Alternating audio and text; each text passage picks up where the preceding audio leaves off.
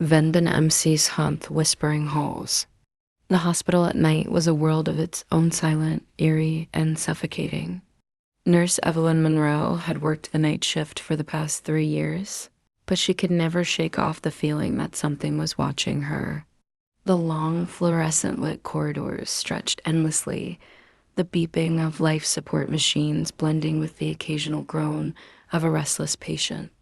But tonight, there was something different, something wrong. She felt it the moment she stepped into the break room. The air was thick, carrying a strange metallic scent. Blood? No, it was something else. As she poured herself a cup of coffee, she noticed a patient file left open on the table. Room 413. That was odd. Room 413 had been unoccupied for months. She frowned, flipping through the papers. Patient unknown, status deceased. Time of death 2:47 a.m. Her heart pounded.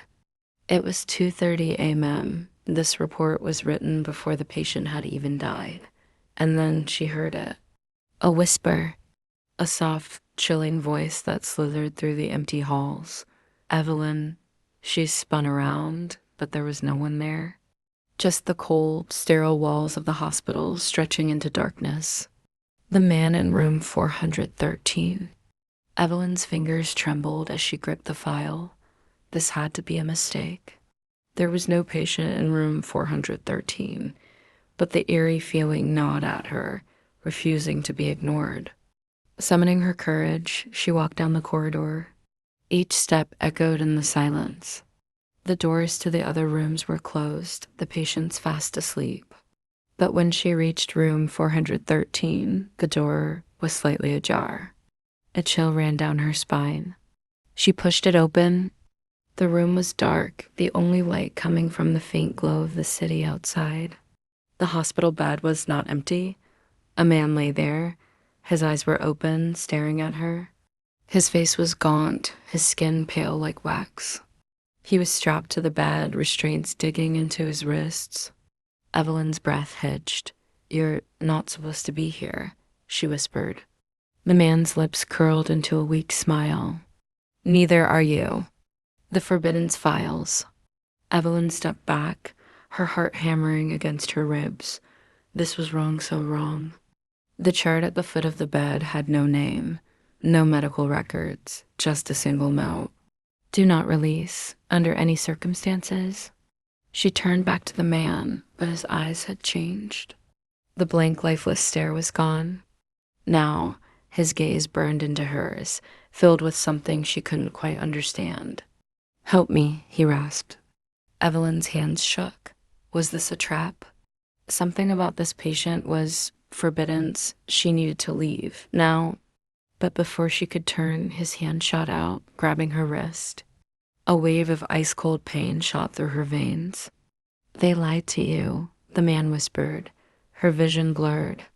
Then everything went black. The secret experiment. Evelyn woke up to the sound of voices. She was on the floor of room 413. The patient was gone. Her head throbbed. She struggled to stand, but something caught her eye. The walls of the room, they weren't white anymore. They were covered in blood-red words. Don't trust them. Room 413 isn't real. You were never meant to know. Her stomach twisted. This hospital was hiding something. She had to find out the truth. The surveillance footage. Evelyn rushed to the security room. She needed proof. She needed to see what happened in room 413. She pulled up the footage from earlier that night. The screen flickered. The hallway outside room 413 came into view. She saw herself. She saw the moment she entered the room. And then the screen glitched. The room was empty. She wasn't there. The man wasn't there. Room 413 did not exist. Her breath caught in her throat. She checked the live feed. The hallway, room 413, the door was gone. As if it had never been there. The final revelation. A hand grabbed her shoulder. She screamed, spinning around.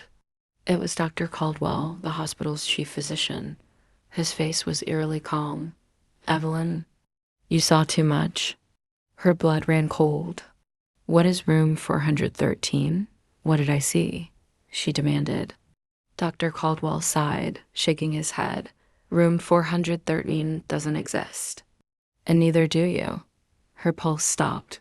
She opened her mouth to speak, but her reflection on the security monitor vanished.